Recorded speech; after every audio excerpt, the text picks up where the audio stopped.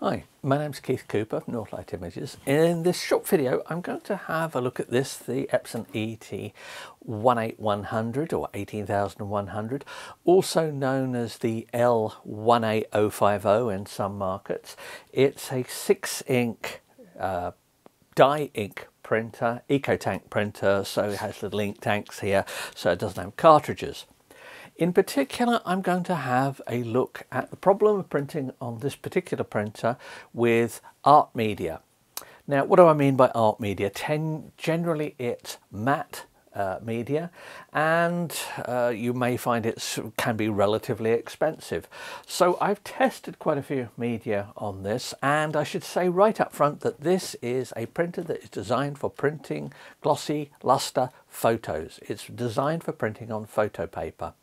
It does not have, in the media settings, in the driver, a setting for matte papers beyond Epson matte. So just plain matte paper, which does work well.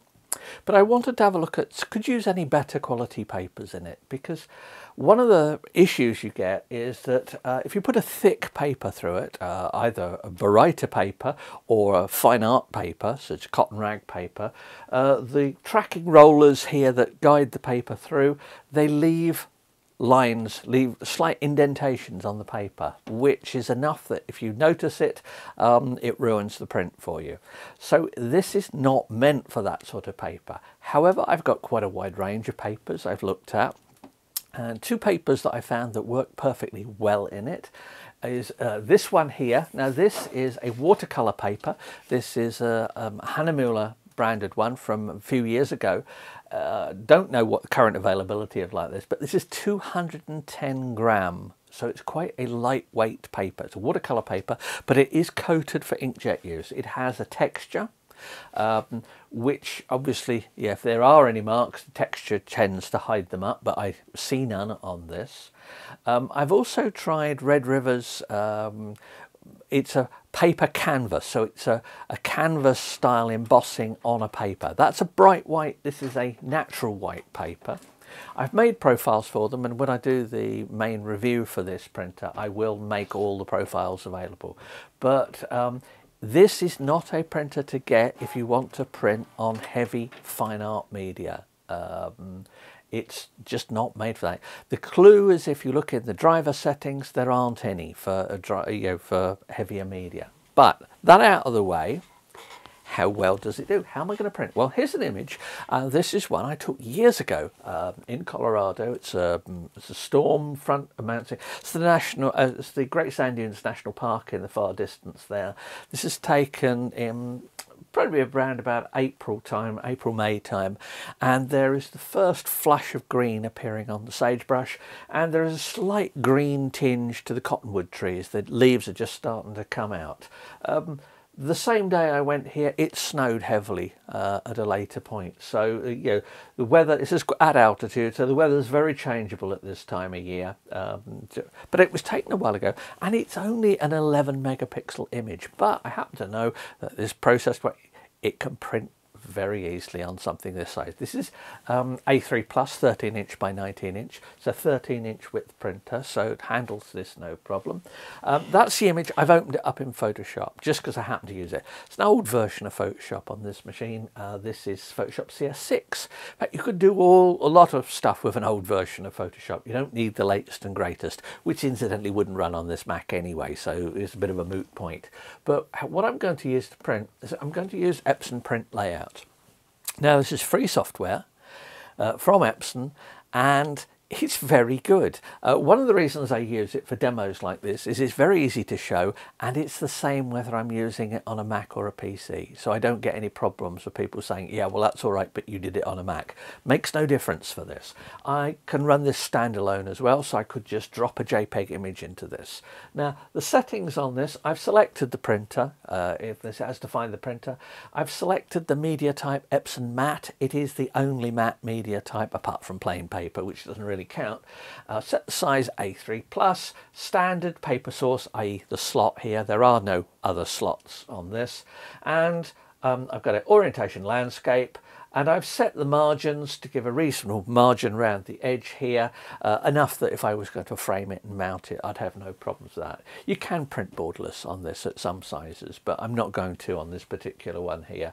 I've got this, I've set the margins. There are various ways you can do the layout on this. It's very easy to use software. But the important thing here is on the colour settings, I've said use ICC profile. There's obviously no supplied profile for this paper, but I've created one and I've selected it here, and I'm using relative colorimetric as a rendering intent and black point compensation. Swap between, if you're doing this, between relative colorimetric and perceptual, you'll find that some images look slightly different. With most of the ones I find with this, I'll use relative colorimetric. Sometimes a print looks better though when it's printed using perceptual. Just something you have to check. It depends how you build your profiles as well. Now, I do build my profiles so that there is a distinct difference between perceptual and relative colorimetric, and that just gives me an option to do it. So if you ever download or get any of the profiles that I create for the reviews, do remember this aspect of them. They're designed to give a little bit more flexibility in this. So there we go, that's that. What is there to set up on the printer? Well, there's nothing. There's just some buttons at the front here, and there's nothing to set on it. There's no display, there's no setting media type. I have to be a bit careful because normally with printers, I get in the habit of setting the media type when I load a page and then setting it here as well, just as sort of belt and braces to make sure that I haven't got it wrong and accidentally selected the wrong paper. Paper like this is not necessarily cheap and you don't want to waste pages of it, but this one, I've set it here, I've got the paper, I double check, I've got a box. This paper comes from a few years ago, but it's part of my test. I got lots of it, of HP sample packs when I tested an HP printer many years ago, and in fact I got boxes of sample packs of it. So if you ever wonder why I have some of these particular papers, the canvas that I test is also in the same pack as this. This prints, by the way, on the matte canvas. 380 gram matte canvas prints perfectly well as well on that. But I'm just going to pop this in here. I have to be a bit careful with loading it.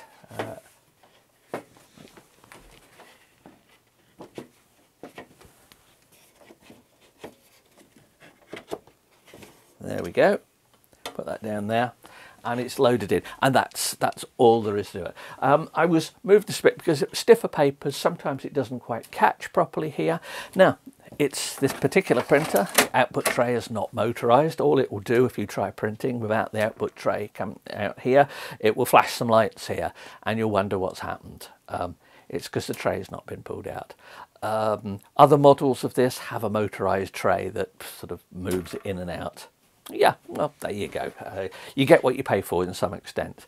This is a basic printer, but ecotank, so the inks are relatively cheap, and if you're printing on metallic, glossy, luster photo papers, the prints are very good. But I'll look at that with some other video. This is specifically just addressing the issue of printing on a matte art style paper. It's a very nice paper anyway, so I'm just going to press print on here.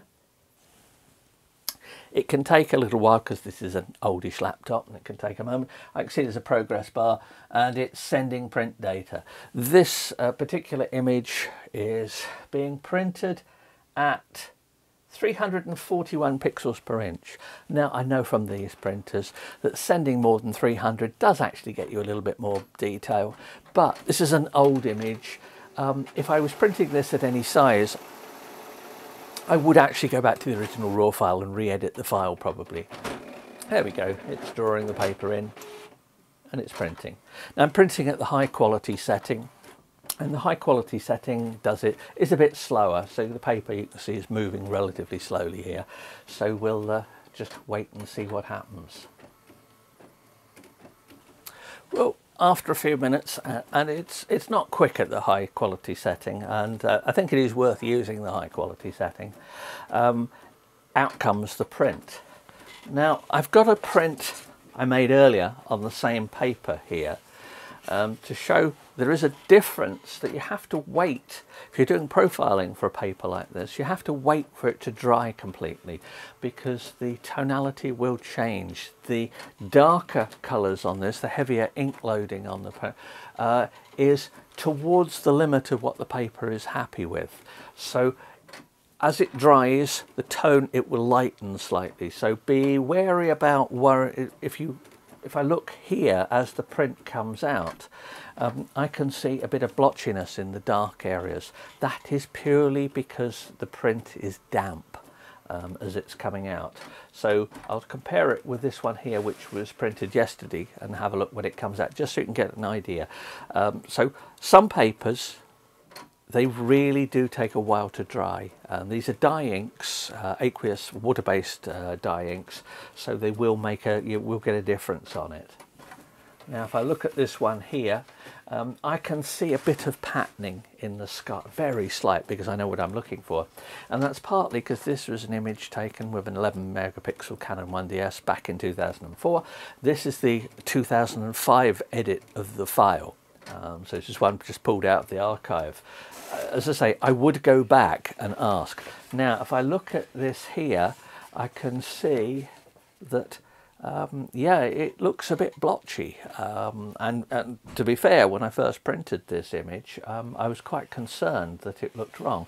However, this is the same paper, same image, slightly different margins, as you can see. But this one, all of this blotchiness has gone. This can take 15-20 minutes to dry properly. So if you're profiling this, leave it a good hour or two before doing a paper like this. Signs like this are that you are working on the edge of the performance of the paper. So it works though, and the print looks rather nice. And I say, rather than necessarily look at that one there, let's have a look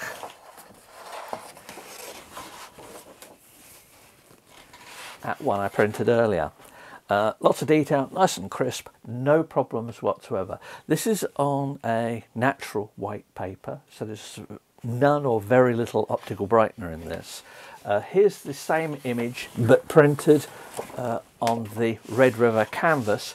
You can probably see from the tone of it that it's a slightly different tone, and that's purely because of the different underlying paper. It gives it a slightly different look. I prefer this natural look, and in fact the picture, the version of this that I've got downstairs in a frame, much bigger than this, is printed on Epson ultra smooth fine art paper. It was printed many years ago on a pigment ink printer on smooth fine art paper. So that is the image, both of these printed from Epson print layout. You can print art media with this printer. You just have to be a bit careful with it, and check carefully if you want to print on heavy art papers, Baryta papers.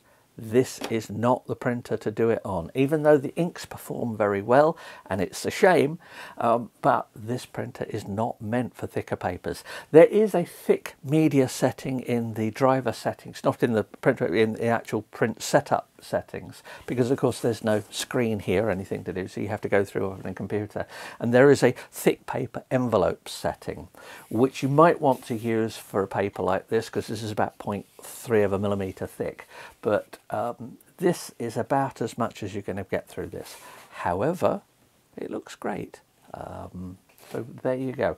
So I'll have a detailed review of this printer in due course, and I'll look at other papers, and I'll be doing the detailed written review of the printer as well, where I will discuss all the findings I have on what media works, which ones don't work so well, and colours, profiling aspects and things like that. If you've got any questions, let me know, because it's people asking questions that gives me ideas for new bits of video.